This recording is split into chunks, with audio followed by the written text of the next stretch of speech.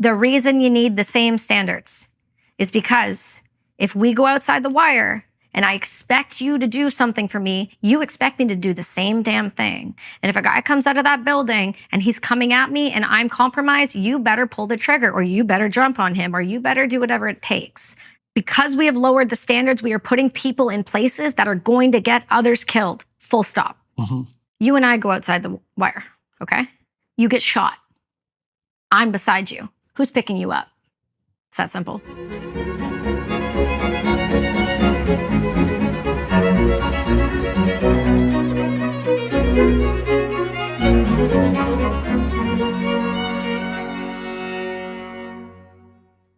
Hello, everybody. I'm speaking today with Kelsi Sheren. She's CEO of Brass and Unity and author of Brass and Unity, One Woman's Journey Through the Hell of Afghanistan and Back. She's a distinguished Canadian veteran. We walked through her story. She was a martial arts champion as a child. She joined the Canadian military when she was very young. She served in Afghanistan and had a series of, well, what you might describe as extraordinarily rough adventures there. We talk about that. We talk about the state of the Canadian military. We talk about the state of Canada, for that matter. We talk about her pathway back to something approximating happiness as a consequence of her experimentation with psychedelics, for example. We cover a lot of territory. So welcome aboard for the ride. Let's start when you're a kid. Okay. What are you like as a kid? Tomboy. Aggressive. I started fighting at 4 years old. Fighting? Taekwondo. Oh, yes. And why did you do that? My mom saw a demonstration at the Coburg Mall in Ontario, and it was kind of what you see in all these like crazy YouTube, where it's like people jumping around, kicking boards and breaking boards and doing all this big kind of demonstration to bring people into their club. My mom called me on a payphone and my dad was like, oh, talk to her about it. So he told me, and she said, look, if we sign you up, you got to stay for the time we signed you up. That's just how it works. So do you want to try it? I said, sure, let's try it. So I did, and that was the rest of my existence. So it was wonderful. Were you a little 4-year-old? Yes. So I am only 5 foot and about 110 pounds on a good day. So I've always been really small. But what we did find out later on is that because of how aggressive I was in Taekwondo and how I was fighting and how often I was fighting, I actually stunted my own growth. I was doing 2-a-days by the time I was 12. What does that mean? So I was training in the morning and I was training at night and I was training during the day if I was not at school. And I was a second-degree black belt by the time I was 12 and a national champion. So I took it really seriously. And that meant weight classes as soon as you hit a certain age. And by working in the sauna and skipping and doing those types of things, constantly having such a low body fat, my puberty didn't come on till later. So they think that my height didn't quite go with it either. I see. Yes. I see. Yeah. So what did Taekwondo do for you? Discipline, drive, belief in myself, the ability for self-reliance. It's an individual sport for the most of it. Taekwondo is something that's really fascinating to me. Martial arts in general, I think, are by and large one of the most underutilized activities for kids, for discipline and for ownership and for responsibility. I think a lot of people are afraid of the violence tendencies with it. And I get it. It's a striking sport. You don't want to kick somebody in the head too many times. We understand head injury now much better than we did before. But what it gave me was this idea that if I showed up each and every day and I did the work and I put in the time and I trained and trained and trained, I could be the best at something. And because of that, it was really this self-reliance, this piece of it doesn't matter what's going on around me. If I'm solid and I go into this fight, then I'm going to be just fine. And so that's kind of how my life went. And turns out I got pretty good at it pretty quick. Mm-hmm. So I became highly addicted to it. And it not only gave me the self-reliance piece, it also gave me that identity within myself very young. So when I started to go through the bullying phase where I cut my hair about this short and I wore tearaway pants and I wore a wife beater tank top because I was always training. When the teasing came along and all that traditional stuff that happens to kids, it helped me handle it better. I got bullied a ton. Lots of girls would pick fights with me and whatever, that's fine. But I never fought back unless I was hit first. I was always taught that you never hit first, but if you are hit, you make sure they don't get back up. And so I do remember the one time I did get in a fight at school, and I was not afraid of my parents or the school. I was terrified of my master because he was coming in from Toronto that weekend, and he doesn't like when you fight in school. And I found out what happens when you fight in school. He puts you in the ring and puts you through a wall. So yeah, Taekwondo was fun. So why were you bullied, and when did that start? That started really early. I was always more of a tomboy. I didn't really fit. And I always did a lot of activities with the boys. And I didn't really want to be around the girls. It didn't make sense to me because I trained with boys. My coaches were men. I was just always in that environment where you had to be a little harsh, a little harder. I also grew up in the middle of nowhere in Campbellford, Ontario. So I grew up in the woods. I come from, my mother's side came over from Hungary right when the Soviets came in. They made it. And then my dad's side of the family, had no running water till he was 12. And he was like this baby of 7 kids. So I come from this really two hardened parents environment. And so going into that sport made sense, but that also created the identity of who I was, which was a little harsher, maybe. And in case you haven't noticed, I don't have a problem using my voice. So I would use it. And that's irritating for a lot of people. So how old were you when the bullying started? I would probably say like 6-ish. And it was mostly girls? Yes. And what did it consist of? At first, it was just vocal, and they would tease me for my hair because I used to wear. You're gonna love this. I'm sure there's my psychiatrist is gonna watch this and laugh. So I used to wear. My hair used to be really, really short because it was easier with a helmet all the time, right? Just constantly sweaty. You just always have a helmet on. And so I used to wear bandanas when I was going through the grow out phase, but I also only used to listen to Eminem. And so I really young was exposed to this. I don't say angry music, but Eminem back then was, not sober Eminem. And so I went through this phase where it's I was training around a lot of music like this. I was around really hard people. I went into school. And so I just kind of went into myself because I didn't relate with anyone in school. And I was at a Catholic school and I didn't understand. And they do their best to kind of teach you what God is and all of these texts but they weren't really making it applicable to life. It was, this is what God says, this is what you do, this is what you don't do, this is why you do it. And there was no room for discussion. There was no room for explanation or asking the question, why? So that's something that didn't work well with me. I wanted to know why. I had more questions and I just wasn't getting answers. So I just kind of went into what worked for me. And once I did that, that's when the pattern of behavior started. And then, then it got to a little bit of violence when I got a little older, probably 9, 10. Because then once I got my black belt, people were like, oh, you think you're... Mm-hmm. And I was like, no, I really don't. In this weight class, somebody around this height, for sure. But outside of that, Taekwondo is not really jujitsu. It's not really applicable in real life, I feel like, unless you're really good. And was the bullying almost all from girls? I had for a little bit there was boys. And I remember a distinct incident where I was on the soccer field and I was wearing tearaways and they ripped my pants off. I just thought they were not being nice. I didn't think anything of it. And at that point I was used to it a little bit. I mean, I had little cliques of friends, but again, I was at the club. My elementary school was here and my club was right here. So I would walk it. So I was always there. I was there in the mornings. I was there after school. I'd be there late. I used to teach once I hit a certain belt level. Did you have friends at the club? Oh yeah. Oh my gosh. Okay, that was my everything. That's the problem. I didn't care about anything outside of it. Right. Nothing mattered. Right. Yeah. Right. With that masculine attitude of yours, that young, what do you think would have happened to you in a school now? Oh, I would have been transitioned. It's funny that you say that. I had Natalie Eva Marie on the show. She's a WWE superstar with pink hair, and she's very girly now, but we're having this exact conversation because she was the same. Tearaway pants, slides, the whole thing. She grew up around boys. And I said, my God, thank God we don't live right now.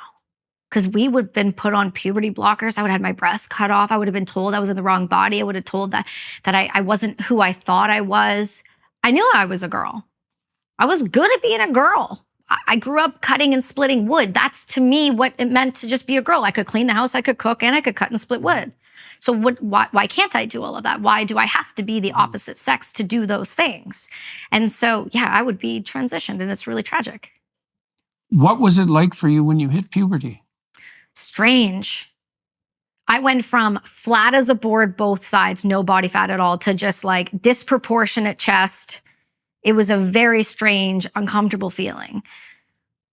But it somehow, at the same time, I was going through a whole other level of what I would consider trauma. Now looking back, doing, a decade and a half of therapy, I've realized where a lot of that anger had kind of stemmed from in high school. And it came because my coach, who was my guy since I've been 4, started sexually assaulting, people say sexual assault, raping my teammate. And she was 14. Mm-hmm. And my entire world exploded when that all got exposed. And I stopped training. And I stopped having an outlet, and I stopped having a community, and I stopped doing the thing that made me who I was. And because of that, I became radically angry, but with no place to put it, no understanding why and how to even fix it. And my parents didn't know how to fix it. They just were grateful it wasn't me. Mm-hmm. So what came of that with him? He went to prison. He was at a minimum security prison. It was statutory rape is what he got. I think he did 2 years. He has since been remarried to another one of the girls we trained with and has twin daughters, which makes me real uncomfortable because that behavior isn't by accident and that behavior doesn't go away. Right. Mm-hmm. Yeah, so I can imagine that was extremely hard on you because you said you lost your community at that point Everything. as well. Yeah, we tried to take me to a new club to train, because my goal was the Olympics. From I can remember it from the moment I saw somebody come in with Olympic rings on them at the gym. I was like, what's that? They're like, that's the Olympics. I went to the Olympics. I was like, hold up. You can go to the Olympics for Taekwondo? And they're like, yeah. And it was over after that. That's it. That was the only path I could see for my life. I didn't see anything else ever, not once. And so once that was ripped out, I couldn't train with anyone. I couldn't trust anyone. I couldn't trust men. Couldn't trust anyone around me. Because what if it's going to happen again? And then that also then became a part of my identity. This just very angry child, and no fault of my parents, but my dad's a long haul truck driver. My mom is now too. And my dad was gone a lot. And my mom had my brother and I, but she did the best she could. But sometimes comments would come out like, there's something wrong with your head. Those types of things, those borderline gaslighting conversations that happen, there's something wrong with you. It's like, no, I know there's something wrong with me, but I don't know what it is and I don't know how to fix it. So at that point, I had gone through an interesting childhood. The school had called child services on my mom because one time they were passing out Timbits and I said I couldn't have it because I had to lose weight. Right. Yes, I saw that in your book. So that followed me till I was 18. I had to see a pediatrician to make sure that my mom wasn't abusing me, which was ridiculous. Right. But I understand it. But do you think that event, that betrayal when you were a teenager, tilted you towards post-traumatic stress disorder later? I've really meditated on that a lot. The reason I would say more likely no is because I think that when you watch someone die the way I've watched people die, you're going to have a mark anyway. So whether or not it was more severe because of it, so maybe, yes, it tilted, but I don't... Yeah, well, it was a pretty fundamental betrayal. No, for sure it is, 100%. I don't disagree with you on that at all. But you don't see an obvious connection. I think where the connection lied, for me, more than that obvious connection would be, so that happened. Then I went on deployment, and a major authority figure after my injury threw all my shit paper in Afghanistan at me and told me it would have been easier if I died. So it's like the authority figure here, that was a male, the authority figure here, that was a male, compounding on the injury that already happened and telling me I was worthless. Because when you look at this situation, and this is where this is a little convoluted and it can seem really weird for some people to hear, so just bear with me. The person that was assaulted was my training partner. Her and I were hyper competitive though. Don't get that twisted even for a second. This is an individual sport. And I wanted to be like her. When she cut her hair, I cut my hair. Right? So when it happened... older than you? Yes, by 2 years. So when it happened to her, there was almost this weird thought of was I not good enough to even try? It's really, really messed up to even think that, but you get the connection and where I'm saying it's I was never good enough there. I was never good enough here. And then I was never good enough in the service. So there's that kind of identity that runs through it. And it's unfortunate, but I think that was a big part of my life for a long time. It's not anymore. I know I'm very good. I know my worth now, but looking backwards, that's been the beauty of the psychiatrist I got in 2011.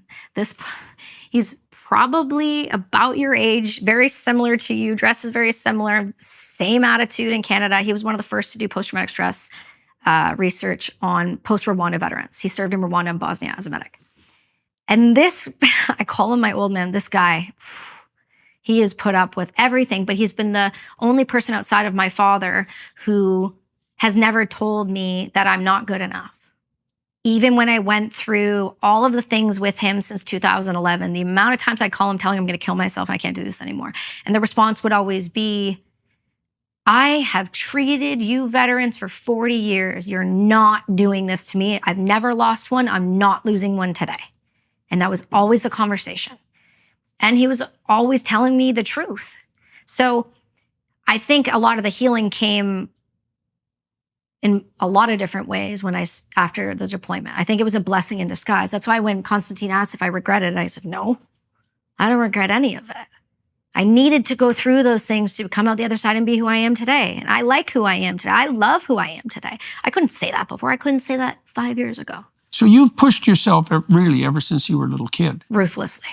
Yeah, and I got the sense when I was reading your book too that I don't want to say that you were trying to prove something, but because that's a cliche, but you're obviously pushing yourself up against your physical limits in your martial arts. And then you decide to enter the service. And so let's talk about that. Yeah. So why did you decide, and you picked a hard route too. You went into the infantry, which was probably the most... Infantry by accident, artillery by trade. So it's very strange. So in about 2000, I think it was 15, the United States started to integrate women into combat arms roles. So I was Canadian. And when I deployed, my unit went to an American FOB. So we were working for the 101st. We were working for Americans. We were the only Canadians that were with an American set of human beings. We were firing for them. And that was in Afghanistan. And that was in Afghanistan. Yeah.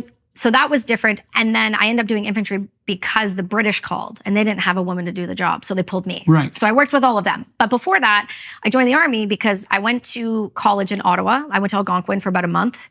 I tried to get out of the town as quick as I could. And out of the town you grew up in? Yeah, well, I grew up in Cobourg and then we moved to Campbellford and I went there at grade 11.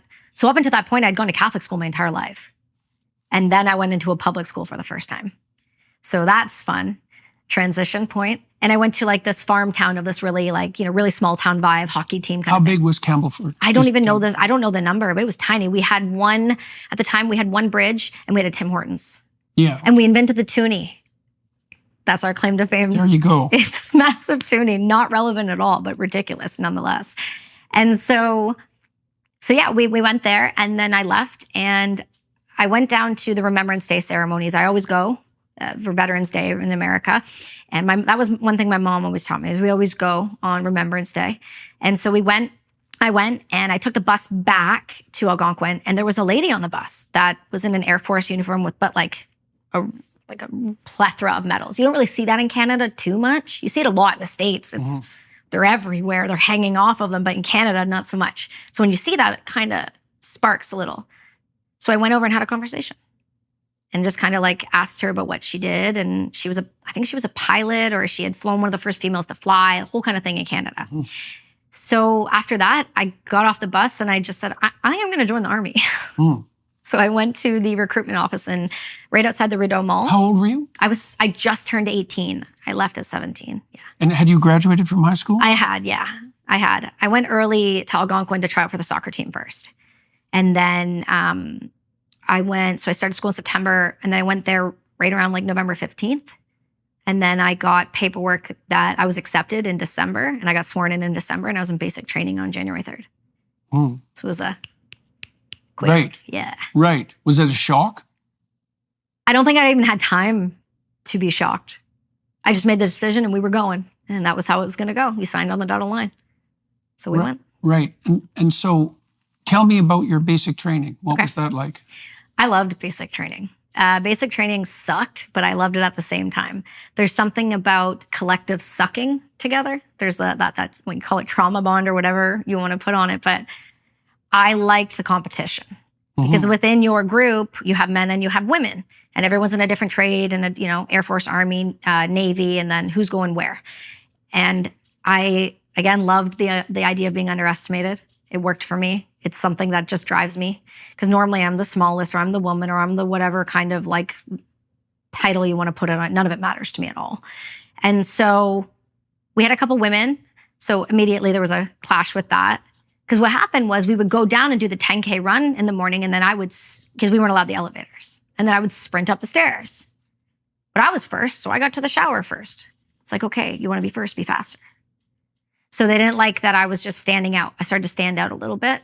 And it was good for the most part. It was a little rough. I had a little bit of the same sort of stuff from elementary school kind of happened there. And it's like, okay, if it's happening everywhere, you're the problem. But I didn't know at the time that it was a thing that I was doing. Turns out I'm just way too masculine, and I'm way too aggressive for a lot of women. And that rubs some women the wrong way. And so now knowing that, I understand that. Then I didn't. And so we went through basic training, and it went well, graduated on time. Nothing went crazy. How many women in basic training compared to, like, what was the mix? We had like 5 women in our group, and the rest were men. How many men? 30. Oh, yeah, okay. Yeah, so we had... What did the men think of the women? Depended on the woman. Okay, explain that. Some were sleeping with the women. Some were competitive with the women. Some other women were a lot smarter than all of these guys put together. They were like doctors that came in and were like, I'm going to join the Navy. So there was we had some switched on women, but then there was a different level of physicality. And because we all have the same PT tests, because this is when we didn't lower standards, we were all one standard, which we should always be. Some women didn't pass the push-up test the first time. It was, I think the push-up test was 5 or 10 push-ups. Some, you couldn't pass the beep test. You couldn't. Beep is? Beep. So, in a gymnasium, they put like one of the lines over here, one of the lines over here, and they would beep, and you would go beep, and you have to run the other side before the next beep, and then go beep, and then you have to run, and it would get faster and faster. And it was a long, drawn-out activity, and you had to hit a certain amount of beeps to be able to qualify for the physical. And a lot of people couldn't hit it. People were just overweight. And so if you failed a certain amount of times, you went up to the 13th floor, which I believe is the 13th, and it's called Fat Camp. And you go up there until you can do it, and then you get put back into a new group. So that was always a fear for some people. I didn't struggle with that because I came right from sports into that. So I was in great shape. Right, so you didn't have any trouble with the physical element? No, because basic training isn't the heavy stuff. It's the cardiovascular work. It's the ability to be yelled at and not break. It's the ability to learn task on sleep deprivation. Can you function with little sleep? And so for me, that was not too bad, because my dad would wake us up at some ungodly hour to go cut wood. I was pretty used to it. So it worked out. And then after basic, we graduated, and then we all got posted to our trade-specific training. I was an artillery gunner, so I went to Gagetown. And Gagetown is where you do your SQ and your DP1. Grenades, machine guns, all the major weapon systems that you get the opportunity to shoot, you learn them there. Once you're done that, then you go to your hyper, like trade, so artillery. So then I went to the 105 guns and the mortars. Did you have any familiarity with weapons before? Oh God, no. I'd never been exposed to guns. My dad had a 22 for raccoons. I never hunted. I never shot anything, nothing at all. So it wasn't like a draw to the raw of the weaponry or the violence of it. It was more of this looks cool. I think I could do this. But I think everyone knew I was either going to be a cop or I was going to go do something else. I just didn't know at the time. And so we went through training there, and that was fantastic. And how did the women do when the standards were equivalent? Like I said, some women failed. Yeah. Yeah, for sure. 100%. I presume some men failed as well. Oh, there was definitely a few. We had a couple individuals, you'll find this comical, who joined because they said they were good at, what's that? Like, not Halo, but it's a video game. It's like a war video game. And I couldn't help but kind of do one of these. And yeah, they failed out. They were just overweight. Because again, depending on the floor you live on, that's how you get up and down. Well, if you think about how many sets of stairs you had to do in a day, we're on the 9th floor. We have to go down for breakfast because you have to swipe that card. If you don't, you get in trouble. Then you have to go back up, so there's 2. Then you have to go back down for PT, there's 3. You got to go back up, there's 4. Now you're going on a 10K run, you're doing log stuff, and you're doing all this stuff. Now you got to go back up. And then they would just run you just because they felt like it. And then you would do the same thing at night. And then if they decide to toss bunks, you do the same thing again. So that, if you're not in shape, like that's hard for anyone to do all the time. And so when we got to Gagetown, they kicked it up a notch, right? Because now you're dealing with real guns, real weapons, and how do you handle them? How do you carry them? And I remember the first time I shot Carl Gustaf, which is just the massive big guy here that goes on your shoulder, and it feels like you're just getting like sucker punched by Mike Tyson in the face when it goes off.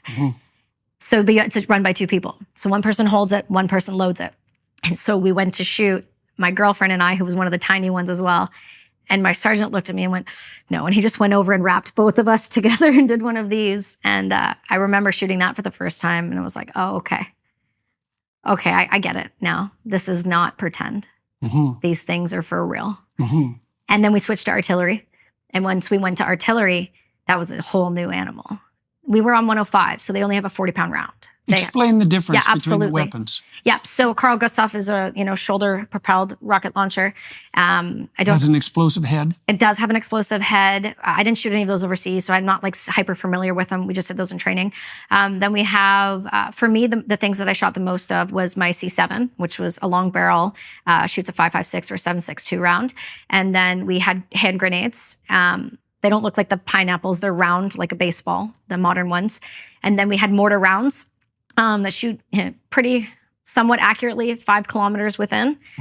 So we had those, and then we had the 105s, which... How does a mortar work? So to the best of my recollection, so it's run by two people. It's got a round plate in the ground that sits there that kind of holds it down, and it's a long tube, and at the bottom is a firing pin. And then you've got a sight on it. It just kind of looks like a metal off piece here. And then what you do is somebody lines up the sight with the grids they're given. And then the other individual comes with the round and they hold it on top of the tube, and then they say fire, and you just drop it and you duck your head to the side of it, and then it shoots. It goes down, hits the firing pin, and then propels out. And so we did a lot of those because that's our job. Artillery is also mortarman. And then when we went to the 105s, those are what I kind of describe to people. Like if you've seen any war movie with like the horses, or you've seen them with the boom, that's what that is. And the 105 is a 40-pound round, goes about 20 kilometers. I'm probably, give or take, on that. And it's got the big brass casing that you kind of see, those big round guys. That's what that one kicks out at the back end. That's what you train on. But I then deployed on the 777s, which is a 155 millimeter howitzer, same sort of deal, modern sight. GPS, you can use GPS guided rounds on it. It shoots around 100 pounds. It can go up to max 40 kilometers, I believe. And so that thing is a different level of hurt. I mean, it's 100 pounds of HE or loom or white phosphorus or whatever you're going to shoot. And it's, the saying is it's like the hand of God. It'll reach out and touch you wherever you are. And so that's what I deployed on. And when I got posted from Gagetown, I went to a French unit. And that only happened because another individual was struggling with some kidney problems from heat exposure. He was taking too much creatine and had really been one of those guys in the gym that was not looking after himself appropriately with all of the supplements. And so his kidneys crashed out in the heat. And so at that point, they said, okay, he can't go to Valcartier. And you're going to Petawawa. And his dad's at Petawawa. And I was like, well, I'll trade. So I gets French. And I'm like, yeah, we'll learn. It's our second language, isn't it? And so I went to Quebec. And then I got there and no one spoke English. And I had a female officer and that was about it. And so I deployed with those guys. I got there in September of 2008. Did you learn to speak French? Just by being around. I don't speak it anymore because BC doesn't speak French. Right. Yeah, it's every other language. So I don't practice. But I learned kind of as I went. My first interaction with my sergeant was, I don't want you.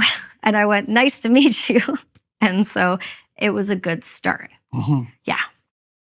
Using the internet without ExpressVPN is like not paying attention to a safety demonstration on a flight. Most of the time, you'll probably be fine. But what if one day that weird yellow mask drops down from the overhead and you have no idea what to do with it? It's better to be safe than sorry, which is why we always use ExpressVPN.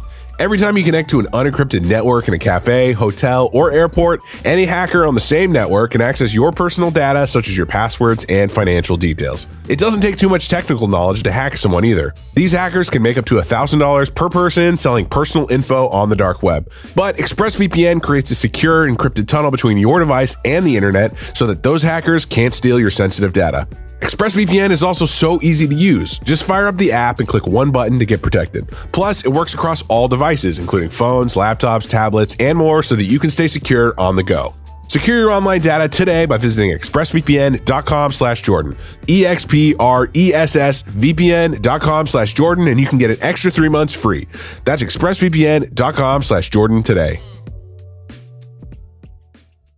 So you deployed to Afghanistan with a French-speaking group. Yes. And you couldn't speak French I learned, speak of. Yeah. Yeah, it was yes, no, toaster kind of stuff. So I would ask him, like, use him as a human translator. I would be like, "Et s'agent? Glace, anglais, en français." And then he would just translate words. And then eventually I would start to pick up little sentences here and there. And then it was Frenglish. And then it got to a point where I could understand. And I was the remote weapon system gunner for the TLAV, which was a turret tank, like a tank that we have that has a turret that shoots I believe it's a C6, but it's a machine gun and it's a computer system. So I learned that in French. And then I went and learned all the 777s in French and the commands in French and the radio commands in French and the mortar systems in French. How did your fellow soldiers react to you on the French side? You've been to Quebec, right? Yes, I lived in Montreal for a good while. That's right. So, when you hit like Quebec City and you go north, they don't really like English people as much. Yeah. So it was about that. And then when you look at the gun troop and then you get one of your gun troop members is 5 foot and 100 pounds at the time, you go, oh, great. Now I'm going to have to do twice as much work. Right. And so it just, again, it's that prove yourself. Here we go again.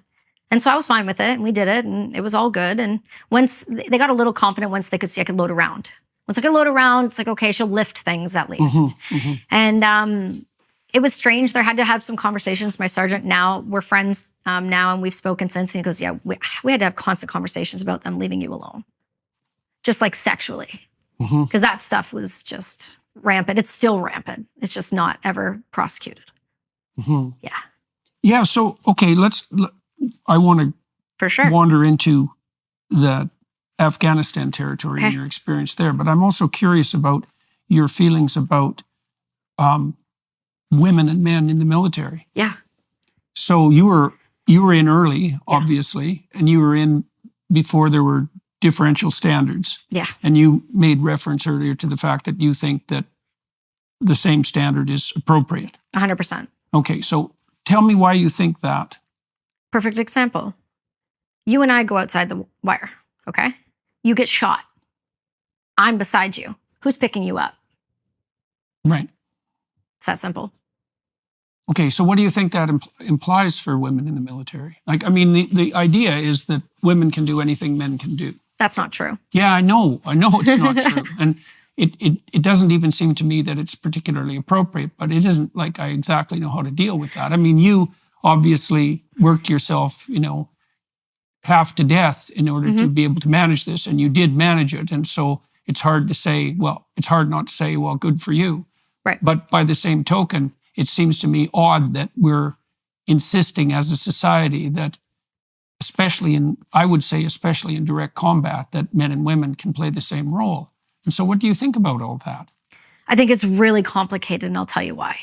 If we were fighting, on average, an enemy that played by the same rules or had similar respect for women. Yeah, well, that's also a big problem. But that's the problem. That's the main problem, right? Well, okay, so we could talk about that a little bit too. Well, it seems to me that women are at risk if they're serving in the military in a way that men aren't. Not true. Okay. I can count on all my fingers and toes right now the amount of men who have been assaulted by other men in their units. By like special operators too. I'm not just talking about like, say like grunt people, What if you're captured? You take that risk. Yeah, but God, that's... Oh yeah, it's hell. We've seen it. We've known women who there's videos of Israeli women who were captured, who were tortured to death and raped to death. And, right. and we have that on every platform. So I get it, but at some point you have to make the decision. I was willing to risk it because I genuinely, the people that I was with. Did you know what you were risking when you were willing to risk it? No, I don't. That was the thing. You know what? That's funny that you said it. Constantine said the same thing. He's like, do you really know like what you got into? No. And right. anybody. I mean, you can say that about life in general, but this is a very extreme situation. And I can't imagine what would have happened to you if you would have fallen into the hands of the wrong people in Afghanistan, let's say. You know, I've never thought about that, but I don't know. I don't think they would have been able to keep me very long. I would have been a problem. Problems get eliminated fast. Like, honestly, I'm that person that in that time in my life, if you said, I need you to go run and jump over that wall, and you're probably for sure gonna die. Mm-hmm. If I knew someone was on the other side of that wall that needed to get pulled over that wall, I'm risking it. Mm-hmm. I'm risking it every time. I hate that about myself sometimes because it's like the sacrificial, like I'll risk it. If it means getting somebody who needs something or somebody needs help, I'll risk a lot. It's probably not a great trait on some levels, but I will, and I have, and I do it again.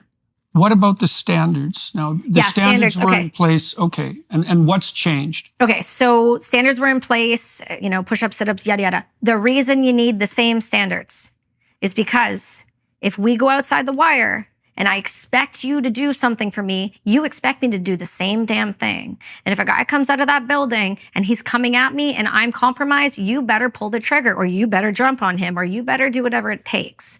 Now, women become a distraction. They become a distraction because 2 reasons. Men act different when women are around. We know that. They just respond different. If a woman's getting hurt, doesn't matter if he likes me or not, he's going to respond differently. He could put himself in danger now. He's going to react differently. And secondly, because we have lowered the standards, we are putting people in places that are going to get others killed. Full stop. Mm-hmm. We are actually making it more dangerous for people in service, on planes, in other areas by lowering the standards in society together. And we're doing it.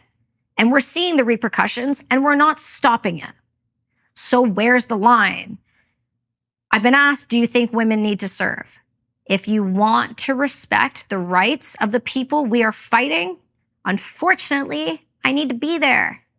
Women have to be there because the Taliban and ISIS and God knows how many other enemies we've continued to make.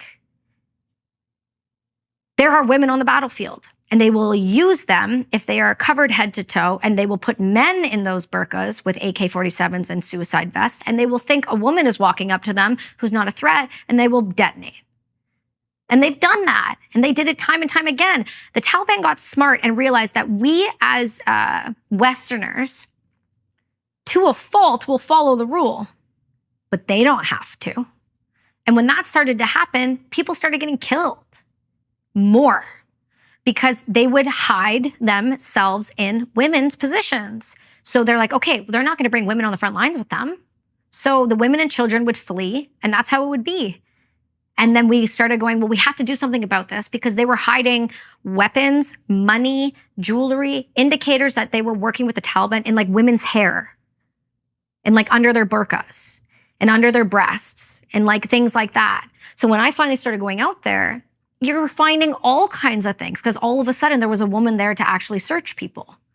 And we had never done that before because a man cannot touch a woman.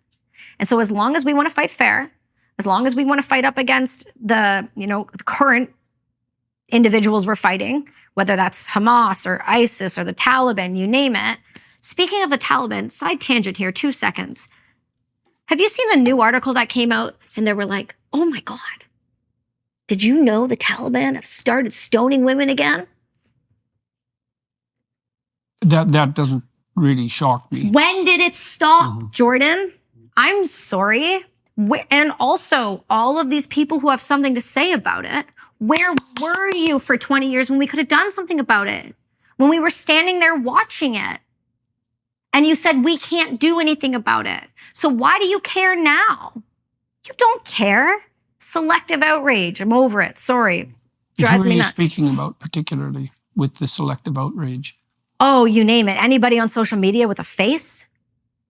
Anybody who's an influencer or a political commentator, or these people who have made their careers off of just adding more negativity to the world, and this constant nihilism for young people to click on and become obsessed with the next new rage event. It's really hard to watch. Now, you had a particular role in Afghanistan. Yeah. You said, for example, that you were searching women. I was searching women. Right. So, and that's a specific role for women, and correct. You believe that that's a useful role. What do you think? What do you think has been the consequence in general of introducing women into the armed forces? I mean, there's obviously continual sexual scandals in the armed forces in Canada. It's always been there. We just haven't reported it. Okay, meaning it's always been there in what way? Because there has been women in the army, right? Just not in combat arms roles in other countries. For us, there has. So those assaults have been going on for the individual, for example, I won't say his name. He's got a world of hurt anyway, who told me that it would have been easier if I died. He's been charged with 7 sexual assaults, but he made it to major. And he's not being arrested or put in jail, and he's getting to leave with a pension. So what does that say to everyone else below him? Do it. Just make sure they're quiet about it. And that's why it keeps happening. We don't actually take accountability for our actions. We never have. Because if we did, it would stop. Okay, so I read an article in the Canadian Military Journal. I don't remember the name of the journal, but it was their DEI issue. Right, and their, what would you say, recommendation for decreasing the frequency of the sorts of things that you're talking about was a retooling of the entire culture of the Canadian military. Well, I don't exactly understand what that means, because the culture is going to be a war culture. Right. And I presume that there are downsides to that as well as upsides. Mm-hmm. I don't know how to understand the downsides in terms of the relationship between men and women. But if you have a lot of young men together who are single and a lot of young women together who are single, then there's obviously going to be sexual interactions on a nonstop basis. And I have no idea how that can be reasonably regulated. I suspect that the DEI approach is not going to work very effectively. No. Yeah, so DEI, that's a trip. Canada's lost its mind.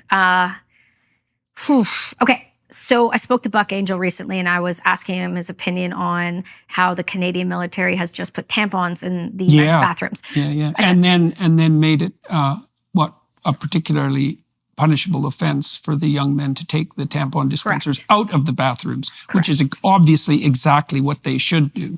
They should never have been in there in the first place. Well, yes, that's for sure. Yeah. So bad leadership, right? You might say that already. We can go with bad leadership. That rolls downhill. We have a saying in the military, shit rolls downhill. Mm-hmm. And so that's obvious. So DEI is rolling downhill. And it's rolling down to a already crippling military. Our military complex in Canada is shrinking astronomically. Mm. And not only that, it's shrinking because veterans aren't being looked after. People at Gagetown are having to rely on food banks to eat because they're not being paid enough. No weapon systems are coming in. People are having to pay for their own flights to come back from, where did they go? Was it Lithuania they were over there? Excuse me. They were playing war games, i.e. they were just trying to be a show of force for Putin. Anyway, so, and then we bring in DEI. So here's what's happened since I got out. This was a trip. I got to go back in 2021, 22 to New Brunswick to go shoot my last round as a gunner. I didn't know this was a thing, but when you're super old or something really bad happens, they bring you back to shoot your last round. Are you super old or something bad happened? I'm going to be 35 this year, Jordan, so we're going to go with something bad happened, and they really messed up and they know it. And there was a book written about it. They didn't like it. So what happened was I went and I shot my last round, and it was this, all the big wigs came out and all of this. And it was amazing because there was actually a female there that was a colonel that I actually respected. And so it was a really big honor to get to shoot with her. And so I'm there, but what I saw was really troubling to me. Disheveled beards, long nails, piercings, jewelry, weird colored hair and beards.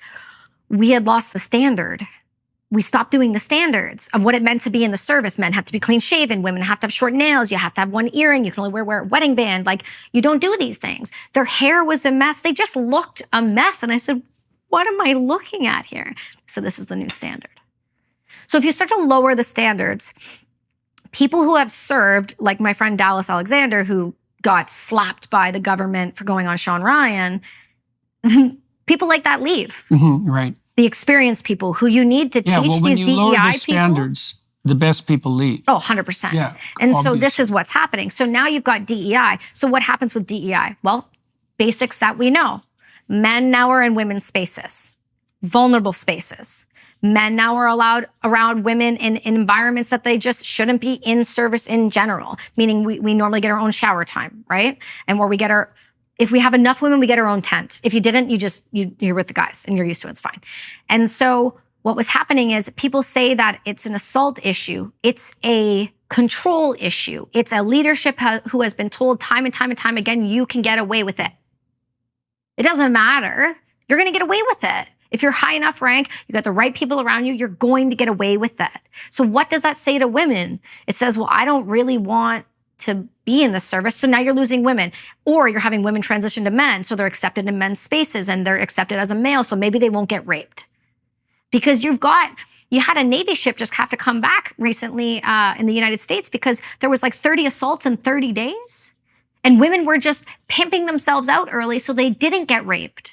They said, well, I'll just do it now because then that way I won't get assaulted. So it won't be like traumatic. It'll be my choice. And so people are saying, well, why are we allowing women? How about you just stop raping people, guys?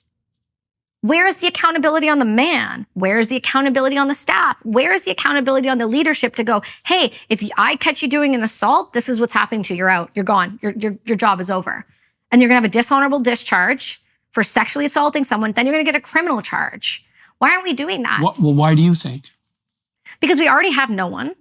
And also, there's a lot of people that are old school that are still in, that are going to cover. Because, oh, what if a guy's like 1 year away from his pension, Kelsi? Let's just let this one slide. You don't want his family to not have any money, right? You don't want his family to lose his pension. You don't want them to have that name in the school, do you? Like, it's a hypocrisy. There is, the service is filled with some of the best people that we have to offer. And then it's filled also with some of the worst we have to offer because it attracts A-type personality. There's bad eggs and everything. You know, with the police, yeah, there's some bad eggs, but they're not all bad.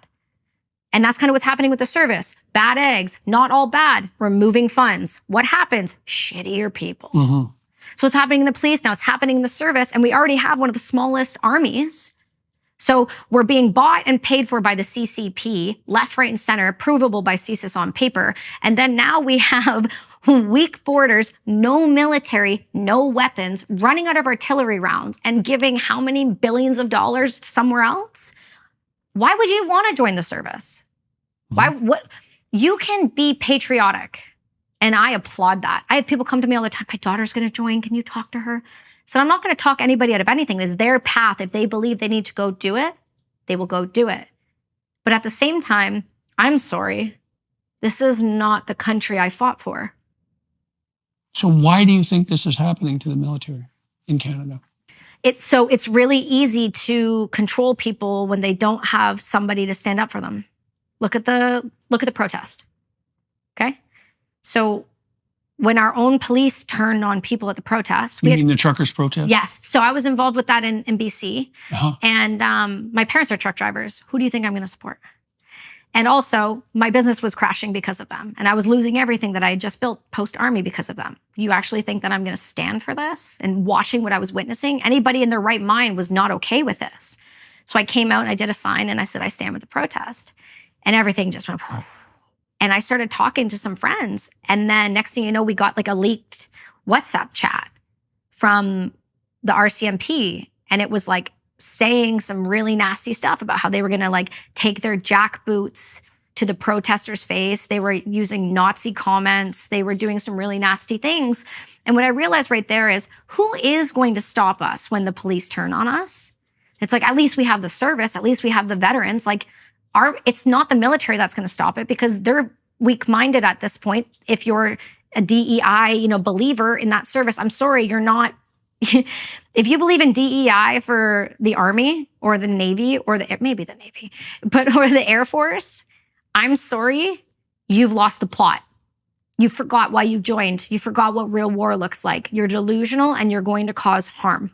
People are not going to like that comment. I'm going to get all the hate. I don't care, because that's the truth. You're not a free thinker. Your job, I get you've been told that you were supposed to follow in suit, but there's also a point in your life when you come to a fork in a road and you go, do I believe this? If you go, no, it's going to suck, but you have to stick to what your truth is. And mine is that behavior is not acceptable. So who is going to stop us? Well, it looks like the veterans, because it's not the military. Because the veterans are the ones that know what war is. Because we've all been there for the past 20 plus years, and now we're all rocking into it again. The military doesn't look after its people, doesn't equip them properly, doesn't feed them properly, doesn't look after the families, and puts you on an increasingly dangerous amount of pharmaceutical intervention instead of actually solving the problem. So why would you serve? I'm sorry. Never again. Not for Canada. So what happened in Afghanistan? You went to Afghanistan. You were with the French unit. I was with the French. We went to FOB And this was when? So I got to Valcartier in September. We deployed in April of 2009. 2009. Yes, 2009. How old were you? I was just turned 19. And so we went, my Battery R, Troop Alpha, we went to FOB Ramrod. So they go 2 guns at a time. So 2 gun troops. So we had 2 777s and then 2 troops filled with enough people to run both those guns, the comms and the officers. So we got dropped off there in the middle of the Mainwan district. It's just like a 3-kilometer FOB, really small, in the middle of nowhere. And that was the first time I had been outside the wire and went, oh, there's people out here that want to kill me. It was very shocking. And immediately we transitioned with the other Canadians, and we started right away. And so we got to know some of the Americans. The French didn't want the Americans on our side, and the French wouldn't speak English to the Americans, but I did. So I wasn't chummy with everyone here because I couldn't really talk enough to have like full conversations. So I started talking to the Americans. Mm-hmm. And there's a lot of guys from Texas and from all over the place. And it's wild because everyone thinks the military is racist, but it's like the most welcoming group of people I've ever met. There's people from everywhere, all walks. It was crazy. And so that was great. I loved the FOB. When we were shooting, it's boring otherwise. You're just working out, or you're, You said love the FOB. Tell me FOB. Forward Observation Base. And so that's just where our little home was. We had our tent. That's where we slept. That's where we shot guns. How did you understand your mission? Like what was it that you wasn't given a there? mission set. I wasn't given a mission set. I was a gunner. I was, you go here, you shoot the guns. When you hear the fire mission, run to the gun. Follow orders. Right. Yeah. Right. And the only other time is we would go up onto the OP tower. And that we had a bunch of OP towers, and Canada's tower was this one. So it was it was, oh my gosh. It was the something post, observation post, holy brain, get it together. Okay. We're going to get there. And you would do 4-hour shifts with the machine guns, and you would just watch. That's what you did. And then you do radio calls. So I like to mess around with the Americans and do them in French. Because it was just fun for me. And then anytime there's a fire mission, you ran to the gun. So that was like my life for a long time. How long? I think for that was like the first couple months. And then after that, I got a call. Well, a call came down to the tower and said, Kelsi, you need to come into the tent. And I went into the tent, and Sergeant LeBlanc was there. And he said, hey, so there's about to be a big operation, and the British need you to go with them. I've told them no. And I was like, hey, man, I want to be infantry. Don't take my dream. Let me go do this, Dad. Like, I want to go do this. Like, let me go live my life, And he goes, I don't want you going. I said, why? And he goes, because you don't understand. He had deployed to Bosnia, and he had deployed before, and he had used his weapon in combat. And that wasn't artillery, right? So it was small arms. And he's like, I don't want you going. And I said, okay. And he said, but they're not going to say no. They're not letting you stay. So what he did is he said, come with me. And we went and got my rifle kind of sorted out. He stripped his rifle down because he had deployed before. He had all the Gucci kit. And I just had this like old sight that doesn't work unless it's at like 400 kilometers. It's not going to work for close combat at all. Like it's terrible. And he got me, the tack light and all the cool things and gave me all of his.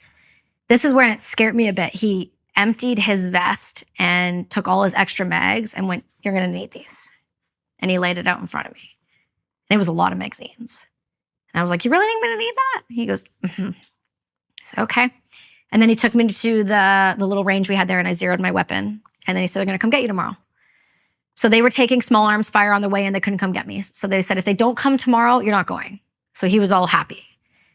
They came, they picked me up. There was a bunch of terps on there and a bunch of other individuals. Interpreters, sorry. Yep. And within that, there was just a bunch of random people on the Chinook, bits and pieces from all over different places of Afghanistan. People going to the hospital, some interpreters, some of the military, and they dropped me back off at CAF, which is it is essentially the massive base within Kandahar where everyone flies in and out of. If you hear about the Tim Hortons or the Pizza Hut, it's there. Mm-hmm.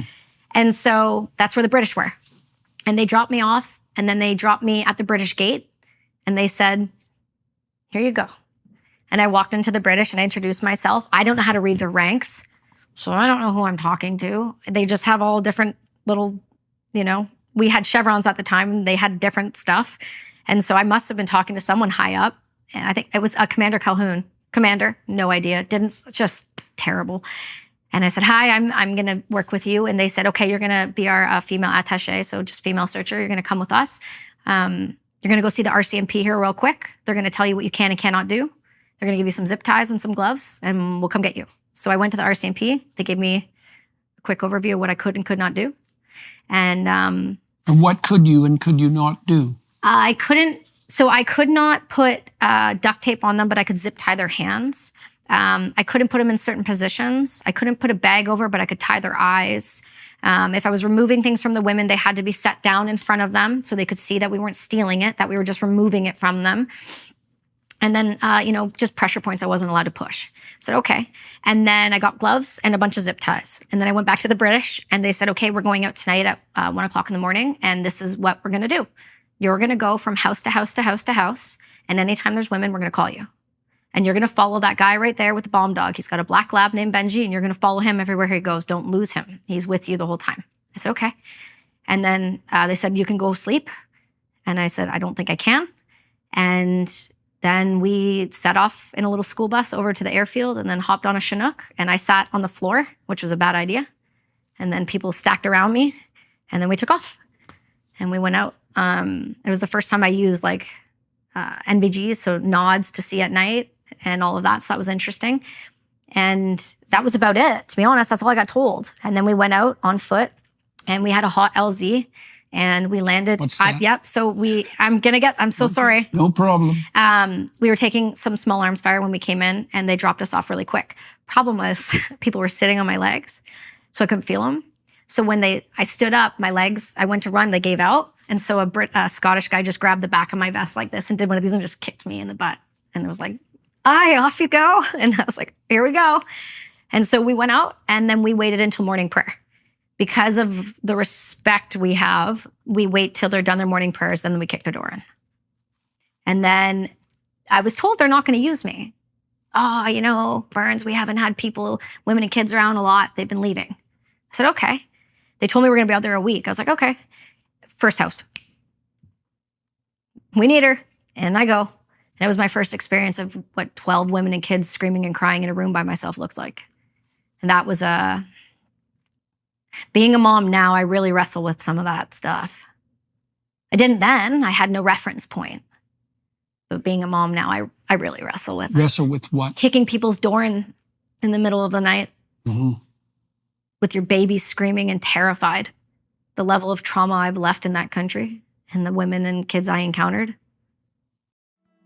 Whether you're feeling stressed or anxious or simply seeking a moment of peace and tranquility, the Hallow app has something for you.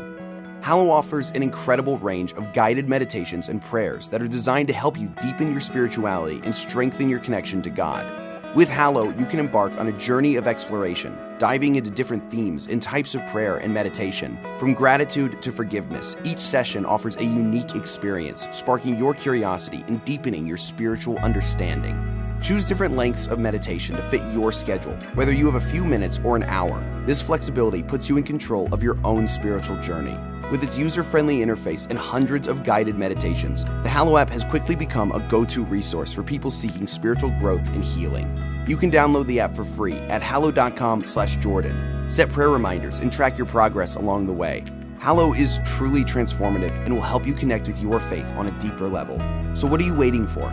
Download the Hallow app today at hallow.com/Jordan. That's hallow.com/Jordan. hallow.com/Jordan for an exclusive 3-month free trial of all 10,000 plus prayers and meditations. What were you looking for? All we were told is we were looking for caches, weapons, a lot of money, anything that would indicate people were working with the Taliban or anywhere near sort of IED, which are improvised explosive devices, any of those farms. And that's all I was told. And so if I were to find big wads of money, or I would have find cell phones and any of those things, I was like, bring them to them, like, okay, this is what I found, who I found it on. And so— Did you? Yeah, we found a lot. They hid stuff in women because they didn't think I'd be there to search them. And so So does that help you reconcile yourself to what you did? No, Why not?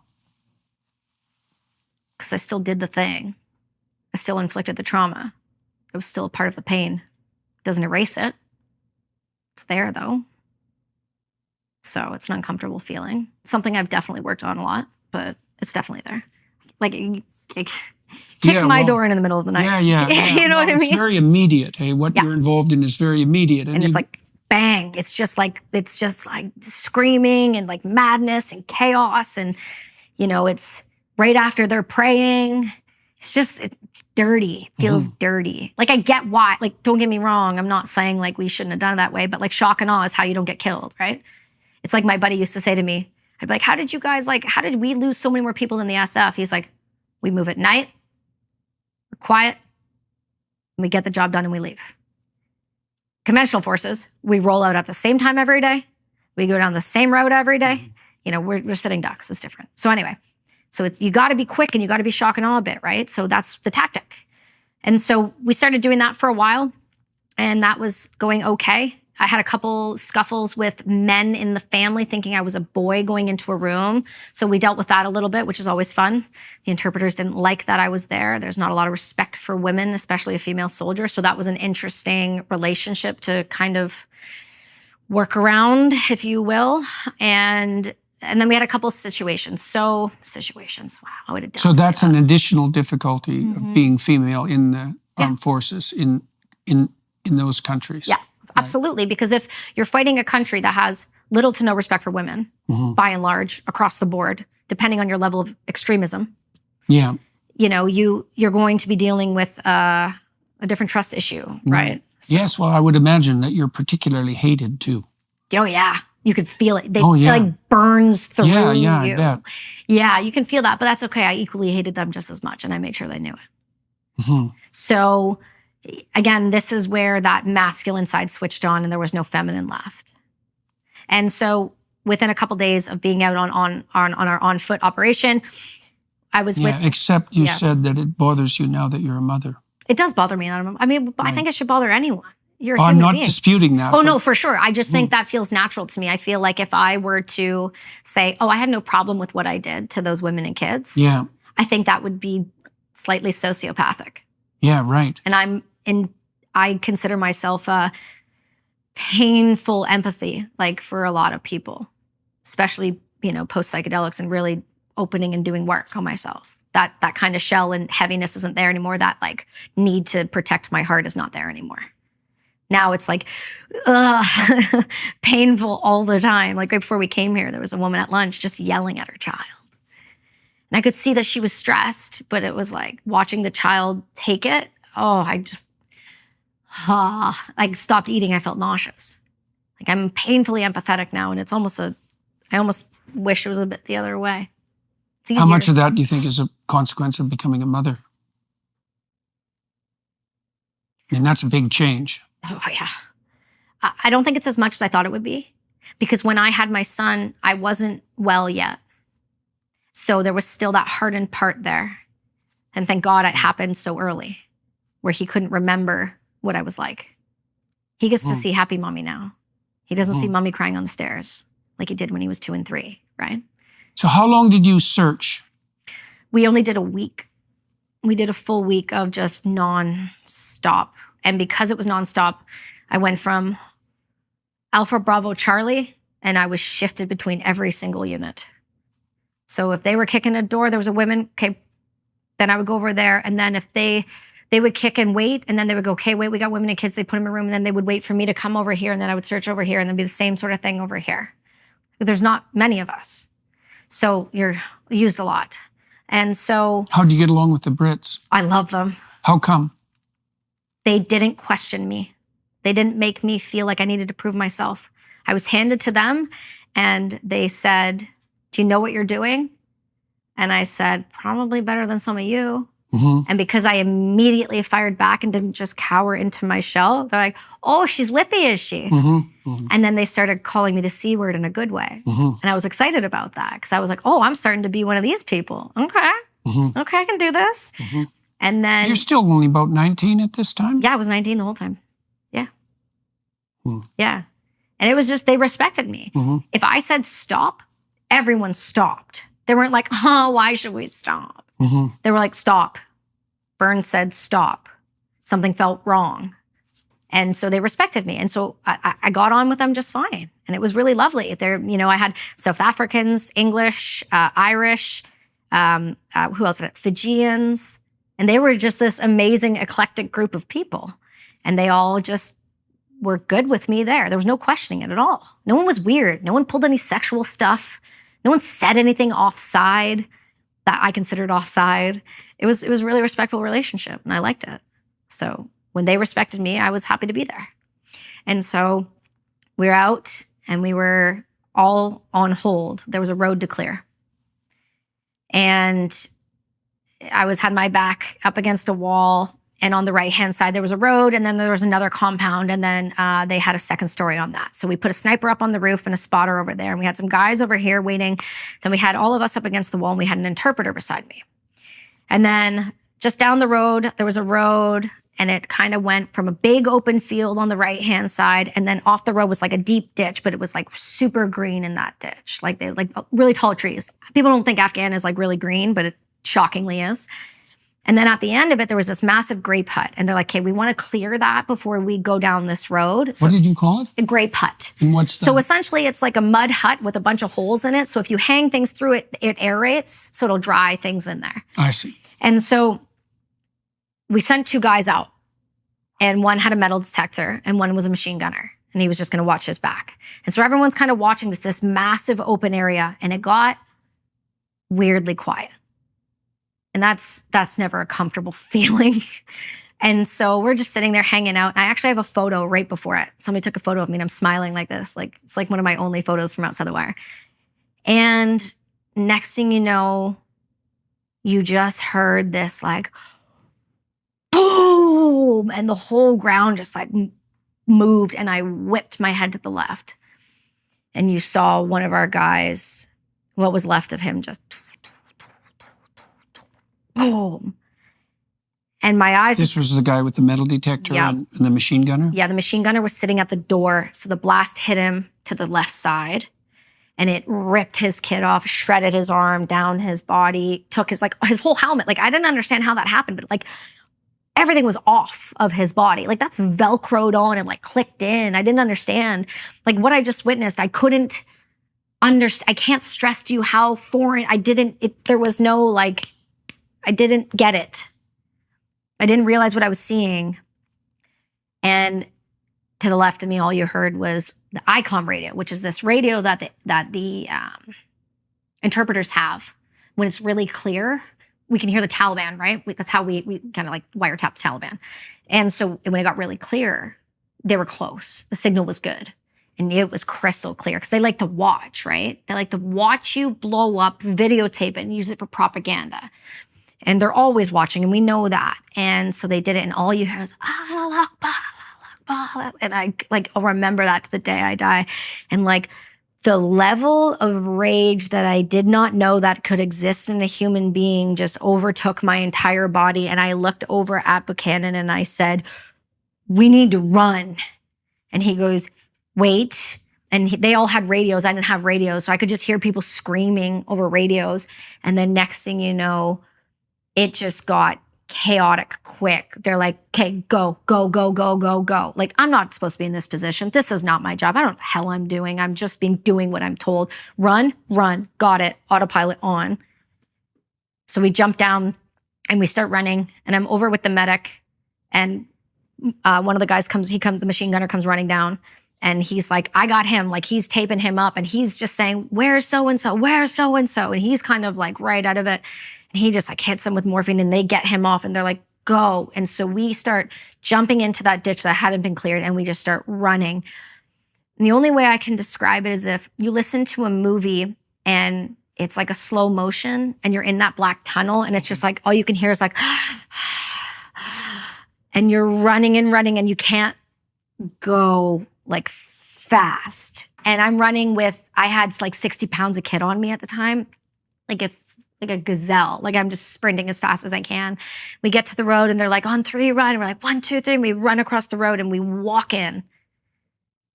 And there's some other guys that are in there and they look around and I look around and it's like, I hate that I said it, but I was just kind of like, where is he? Because I literally had no idea what just happened. And they're like, what's left is left. Start grabbing things. And I didn't have gloves on at the time. So we started with evidence bags, just putting body pieces into bags. Just over and over and I was grabbing. This was the man with the metal detector? Yeah, what was left of him. And so we're doing that. And then there was a boot. He must have like hit it with his foot or the metal detector, but there was a big improvised explosive device at the back end of that grape hut. And he must have hit it and it set it off. And so his boot was still in there with part of his leg, but it was laced up. And dark humor, boot's okay. Mm-hmm. And one of my buddies just tapped me on the shoulder and he's like, "Oi, Burns, good." And that was like the moment I felt like a dissociation happen. Mm-hmm. I called the light switch, but just like, we're done now. Bye. Mm-hmm. And I became the version of myself I was for a decade after that. Mm-hmm. You call that moral injury. Yeah, that was a good time. And so we're collecting everything, and next thing you know, all hell breaks loose. So if you know anything about the Taliban or terrorists, they love a good secondary device. And so they wait till everyone rushes in, and then they hit you again. And they did that. So next thing you know, mortars I know how inaccurate those things can be. So when I hear them coming down, I'm like, oh, we got problems. And so they start just sending mortars. And our guys are like sending mortars to try to deter the Taliban that are on the line coming in. And we're taking small arms fire. And they call in the Pedro flights, which are the 2 Blackhawks. One's going to come in and it's going to pick up the dead and the hurt. And the other's going to lay down hell. And so they come in and this is just chaos. They go, okay, you need to, whatever you have in your pocket's good. Take your weapon, sling it, grab his weapon, put it on, and then take both helmets. So I do that and we start running. And we're just running down this road that hadn't been cleared, just going through open fire. And it was the first time I'd experienced like the whiz and the pop really close. And then we tripped and we dropped him, what was left. And then we had to put them all back in while all this is going on. And the next thing, the Blackhawks show up. And I just didn't want to die. And they came through and one landed and the one guy was just like, where is he? Where is he? And everyone's like, oh, we got him, mate. We got him. We got him. It's all good. It's all good. Hit him with morphine. And meanwhile, he's covered up right beside him, what's left with a tarp. And they're just like, oh, he's on the next flight. Like, he's good. Like, just don't get him any more stress. And so this other one comes through and this was the machine gunner. Yeah, the machine gunner. And the other Blackhawk takes off and we get back and I'm covered in blood and I'm taking off all the kit and putting it on there. And the guy on the Blackhawk comes through and just lays down like living hell. And I can't tell you how good that felt. Like I felt that in my bones. I was like, more, harder, do it again. After that, I just lost all sense of empathy, and I just wanted to kill them all. Mm-hmm. And I hate that. I say that, but I did. Mm-hmm. And I don't apologize for it either. Mm-hmm. And then I started to, the medic caught on. I'm still good friends with him. The trauma that you Yeah. experienced, to what degree do you think that was a consequence of the mayhem that you saw? And to what degree do you think it was a consequence of that hatred? I think it was, because there was a lot of other things that happened on that one that really compounded it aggressively. Mm. But I think it was more the shock to the system of watching someone die the way I did. Mm-hmm. And then the hatred came in secondary to really compound like just the pain of it all. Yeah, well, that's a real transformation of personality. Yeah. Yeah. It was not, I got quiet. Mm-hmm. That's how everyone caught on. I just stopped talking. I stopped eating. I stopped sleeping. But when we came back to when we were getting everyone out, right before we kicked off again, I started obsessively rubbing my hands. Mm-hmm. Like this, Mm-hmm. and like trying to get the blood off. Mm-hmm. And till this day, it's 2024, I still don't touch raw meat with bare hands. I eat meat. I eat predominantly only meat, but I don't touch it. I can't touch it. I haven't gone hunting yet because of it. I'm really bummed about it. Yeah. We're working on that one. That's my last bugaboo. Mm. Yeah. Yeah. Because I didn't have gloves when I was grabbing him. So that was uncomfortable. Yeah, I think that's fair to say. Yeah. Yeah. So I make jokes about it now because it's how I cope. Starting a business can be tough, but thanks to Shopify, running your online storefront is easier than ever.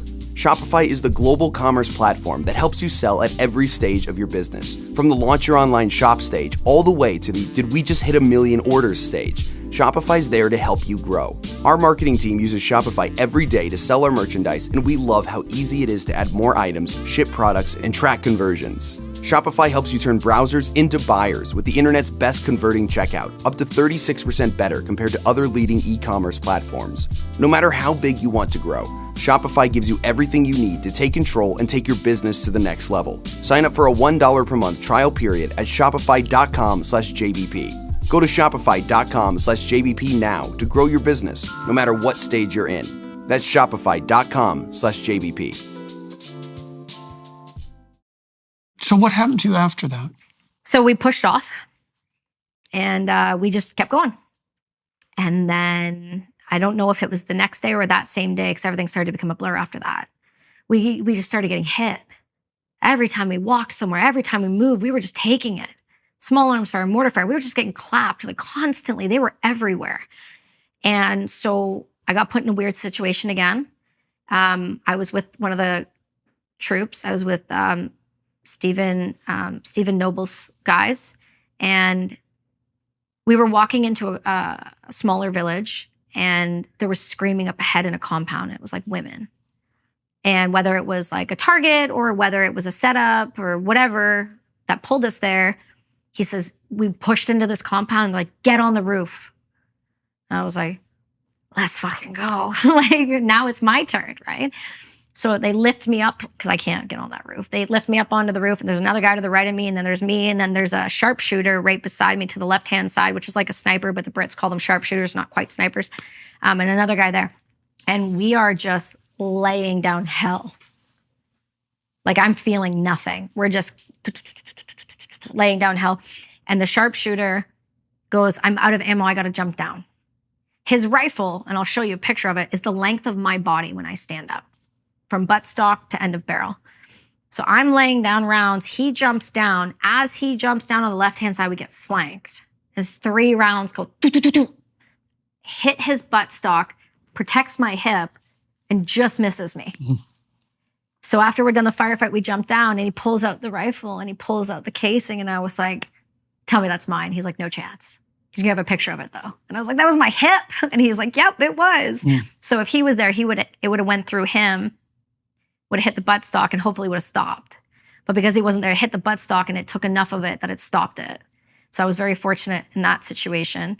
And then after that, I started having, The next compound we went to, I was searching a group of women, and there was a particularly combative set of women here. We had known at the point that this was home of the Taliban. Like we knew somebody there. We knew that they were Taliban. Like we knew that. And so when I was searching some of the women, they chew, there's a drug they chew there, right? And it makes them really disoriented, and it's really hard to search them. While I'm searching one of them comes at me with those like shears. Yeah, just one of these. I wasn't issued a small arms, like a handgun at all, which makes no sense. And my barrel is this long, so I'm not getting that in between us. So I just kind of do this and just kind of knock her down so she's down. So at least then she's diffused and it was fine. But then after that, what happened was I got really just angry with all of them. So I started, instead of taking something from them and setting it down, it just was out the window, out the door. There was no respect anymore. There was like, I don't care if they're in prayer, kick the door in, let's go. I'm not waiting for this. We got places to be. And you could just see it just get worse and worse and worse. And we were just in firefight after firefight after firefight. Then our other guys got hit. Then we lost 2 interpreters.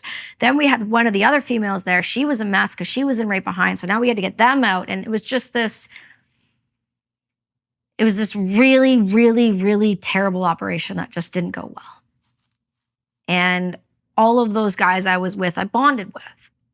And they were talking to me, checking on me, and listening to me, or just sitting still because they knew I was not doing great.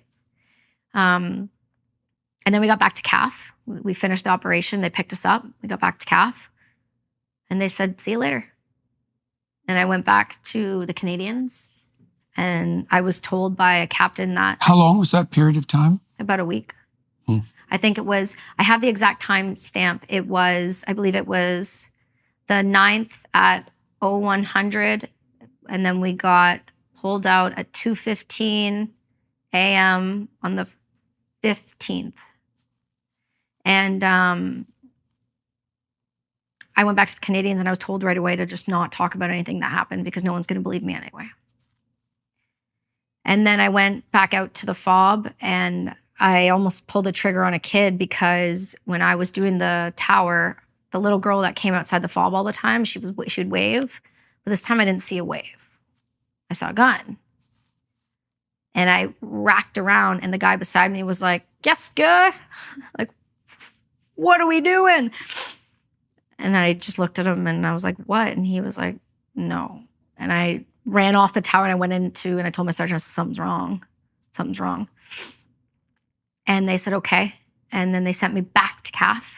And then they sent me to the doctor. And they said, we're seeing signs of acute post-traumatic stress disorder. We're going to put you on these pills. Because I stopped sleeping. I stopped eating. I did that. What did they put you on? I have a list, but there's 11. Okay. I have a list though. So there's 11. It's uppers, sleep meds, antidepressants, anti-anxiety, you name it. It's just those types of medication. Got it. Yep. And then they said, okay, go on your HLTA, which is your holiday. So I went to Dominican Republic with my mom for 3 weeks. And in that time frame, we lost more Canadians that I was with. And I was angry and I drank and I was not fun to be around. And I just wanted to go back. And I went back out to the FOB, told an officer off, and they sent me back to CAF again. And they're like, oh, don't worry about your stuff. You're coming back, don't worry about it. So I left all my stuff at the FOB. And they brought me back to the doctor and they're like, this is getting worse. And then they sent me to the QM, which is the quartermasters, where you get like your inventory stuff. And they made me start counting pens. And then my braid wasn't good enough. So a warrant officer yelled at me and then I unleashed living hell. And I was told I had to go back to the doctors and I did. And they said, you're going home in 3 weeks. So I went home 3 weeks earlier before the rest of my gun troop and I never saw the British again and I never saw my unit again. And then I got back to my unit in Quebec before everyone else and they told me I was going to the hospital and see you later. And then I went to the hospital in Ottawa. And then I was there until they deemed me acceptable to try to retrain at the Connaught Range, and it didn't go well because I was working on a range. And then they decided they were going to med board me out in 2011. So I got med boarded out with severe post-traumatic stress disorder and an undiagnosed traumatic brain injury. And what was the traumatic brain injury from? How was that acquired? So what we understand now about machine guns, Carl Gustav's, artillery rounds, the concussive blast off of one round will give brain damage. And I did a lot of that. Right. Yeah. So. Right. Because we have the 11 of the same 13 symptoms, right? So my TBI was actually a big contributing factor to why I wasn't healing, but we weren't treating it because we didn't pay attention to it. Right. Because it wasn't written down. Right. And what kind of care did you receive when you got back to Canada? A social worker, I found out recently. I had a social worker at Ottawa who was trying to work with me. They tried to do hypnosis. They did EMDR. They did medication. They did exposure therapy. We did all those things, and it just got worse. And then the medication increased. And then I moved to British Columbia with my now husband, and I was given to the Operational Stress Injury Clinic in Vancouver, which is an okay place. But luckily, Dr. Passy was there. And he was given, I was given to him. And he was the gentleman that you mentioned earlier? Psychiatrist, Yeah. And he was helpful? Yeah, I still work with him weekly. Why was he helpful? What did he do right? He had walked the walk, so I know he understood. So I didn't have to explain myself to him. And he gave me the space and didn't tell me I was broken. He said, I see this all the time. You're going to be fine, kid. Just give me time. And I said, okay. And the idea of being the only suicide he ever had, like, would haunt. I couldn't do that. I didn't live because of me or wanting to be here. I lived because I had an obligation to others. And so... Who? My now husband, I've been with for 14 years. I met him right before deployment. And then I moved up to You write BC. about that. Yeah. Yeah. Yeah. And I just can't let people down. It's like it's like the worst. So I stuck around. How are you doing? Fantastic. How Truly. come? Psychedelics, community, purpose, love, all of it in combination.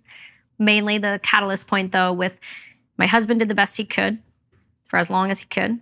My psychiatrist has never failed me. But what I had lost, and people don't really talk about this, when you transition out of anything, professional sports, military, police, going into the civilian world is not the same. And if you lose that community, right, so you're hurt and you don't have an identity. Yeah. And I was told at 21 I'd never work again. So that's a great label. So you have post-traumatic stress disorder, you're never going to work again, and you're broken. And we become the stories we tell ourselves. We know that. So I told myself, I'm the injured veteran who's never going to work or get better. Because that's what I was told. So why wouldn't I believe that by the people who are trained experts in their fields? And it was only when my doctor said to me one day, like, we know you want to get pregnant, but you can't be on some of these pharmaceutical meds. So what about cannabis? And I was like, I grew up, like, that's a no-no. Like, no. He said, just give it a try. And I was like, okay. So I slowly started to integrate cannabis and remove sleep medication. And that worked. Then we got down to the What last... did cannabis do for you? It allowed me to get to sleep and stay asleep. Oh, yeah? Okay. Yeah. Because my problem was waking up from nightmares and the night sweats. I was really violent at night when I'd sleep. And so I was never sleeping, so I was never resting. And we know that it takes 72 hours to break someone without sleep. It's not much. And so from there on, I said, okay, I'm going to go down this more holistic route. And I started my art therapy. My doctor suggested art therapy. I started on the kitchen table in 2015. I started building bracelets out of old spent casings that my friends would send me from the range, which I found out really quickly was illegal when the RCMP cornered off my cul-de-sac and showed up at my door with guns. They were like, so do you have rounds in there? And I was like, nope. I'm like, do you have a warrant? They're like, nope. I'm like, 7,000 50 cal rounds on the other side of that door. They weren't actual, they were just casings, but you can't take those. So I was building jewelry out of them, and I slowly started to develop this purpose. And I never wanted to run a nonprofit, but I wanted to impact our community, and I didn't know how. So I was like, well, if I can make something, then that can be the vehicle that puts that money with those charities that's going to do the boots on the ground work. So then I'm impacting change and I'm funding something. So that was my mentality going into the business. What did that grow into? Brass and Unity now Yeah. is, oh my gosh. So Brass and Unity, I mean, it took off in 2016. I met with Kevin Hart and he gave me the best piece of advice I've ever been given, which was, at the time it was called Her Wearables. He goes, you need to make it a unisex name. And I was like, right. So we did. He tweeted it out. And a year later, I was on Ellen. And it, Julian Huff and Michael Bublé and all these people started wearing it for suicide prevention. And I was like, okay, we're cooking with something. Then next thing you know, we were nominated for... What were you making that they were wearing? Just these. Just bullet jewelry. Like with actual casings. That's it. Oh, yeah. Yeah. Oh, yeah. Just pull. Use your muscles. I believe in you. Thank you. You're so Thank welcome. you. Thank you. Sorry, I'm a positive affirmation individual. Yeah, well, those are very nicely made. Thank you. Yeah. So I started making these and then we started selling them in the fashion world. Now, let me tell you about the fashion world and bullet casings. It doesn't mix. I don't know if you know that. It seems logical. Yes, right? So long and short, it ended up kind of skyrocketing. And by 2019, we were in Elle, Fashion Magazine, all of these things, all these stories, all these celebrities, 200 retailers I had hand signed myself, just hustling my way through North America. And COVID hit. And I lost my entire business overnight. Talk about a lack of purpose, having your whole identity wrapped around a jewelry company. That was a bad idea, isn't it? Well, it worked. It did its job. It did what I needed to do. It got me up. It got me moving. It got me not want to kill myself every day. So all in that time frame, I got married. I had a baby, ran this business. And then 2021 kicks over. And I get this phone call again from the same guy who introduced me to ayahuasca. So in that time frame, I started getting really suicidal again. By 2019, I was drowning. I couldn't figure out why. I'm doing all the things. I'm doing what I'm told. I'm trying all the exposure therapies. And why isn't it working? And my buddy calls and he said, hey, what about ayahuasca? And Griff's like, do you know of Heroic Hearts? I said, no. They said they take veterans to do ayahuasca. I was like, what's ayahuasca? They're like, this tea. And I'm like, all right, let's do it. Last kick at the can. Give it an honest try. 30 days later, I went and did it with a group of operators and Blackwater dudes and Army Rangers. And I realized in that moment, it was less about the ayahuasca and more about the community. I was welcome. I was brought in again. I was seen. So we did ayahuasca for 3 days in the woods. 3 days. Yeah. And my life changed. What did you learn? That the way that I was taught that God exists isn't true, that God is everything. And that I wasn't going to go to hell because I wanted tattoos. And that there was nothing wrong with my head. And that I was going to be okay if I just had faith in something bigger than myself. That was when? What year was that? 2020. 2020. So after that, I've never been on a pharmaceutical drug again. Is that right? Yeah. From that point? From that point. Wow. Yeah, we're going into 2025 soon here. So. How's you sleeping? Fantastic. Well, that's a good deal. Well, it's a combination of that and brain treatment I did in 2022. What did you do? So I went down to this place called Resiliency Brain Health Center in Dallas, Texas. They treat Army Rangers, Delta operators, NFL dudes. And what had happened was in 2021, from starting my podcast, I met Griff within the first 4 episodes. So I did psychedelics and that carried me through and I integrated that. I did psychedelics, I did ayahuasca again that October. And then after that, I had some really popular people on the podcast and this organization was like, something's wrong with her eyes. And the only reason that happened is because my husband started dying. So all while this is happening in COVID, my husband and I were in the garage and we're watching a Joe Rogan podcast, literally the same pattern of behavior we have every day. And I was smoking a joint before bed. He'd sit in the garage with me while we just have this like routine. And he looks at me and he goes, Kelsi, something's wrong. And he grabbed his right side. And I did pick my paramedics after I got home from the Army. And I was like, wrong side, bud. And he goes, no, something's wrong. And he stood up and he goes, I think I'm dying. And he dropped to the ground. And he just was gone. And so talk about move slow again. I started screaming. We called 911. They put us on hold. I said, I just got a new Tesla. Let's test this thing out.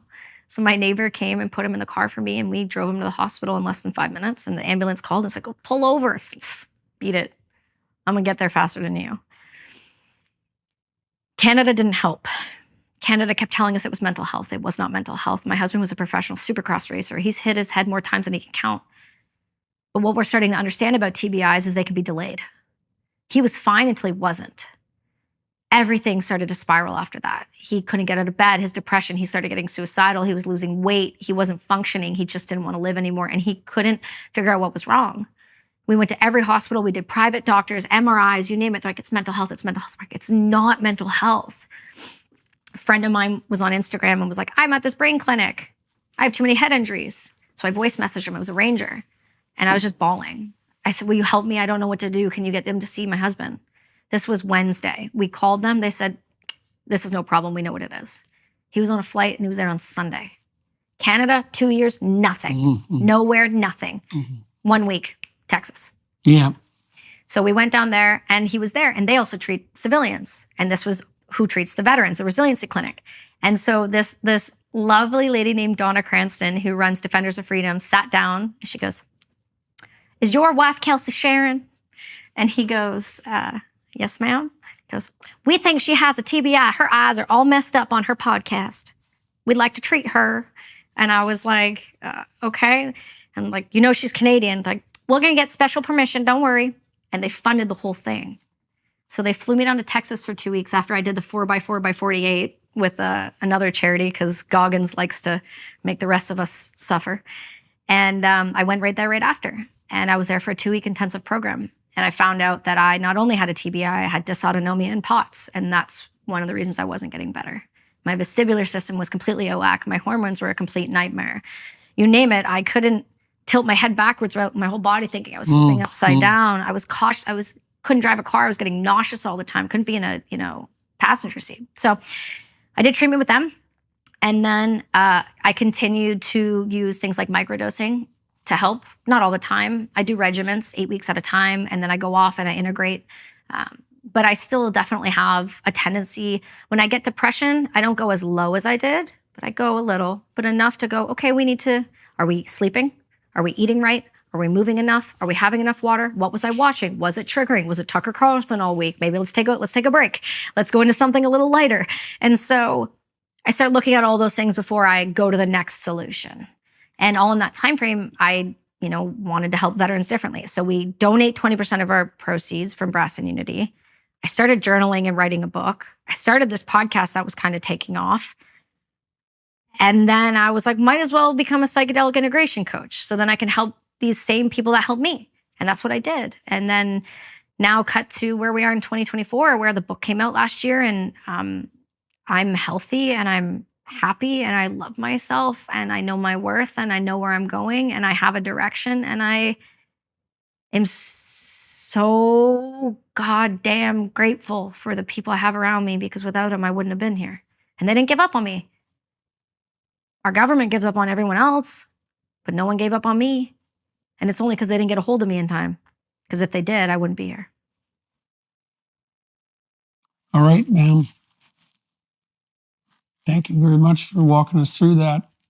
So for everybody watching and listening, I'm going to continue to talk to Kelsi for another half an hour on the Daily Wire side.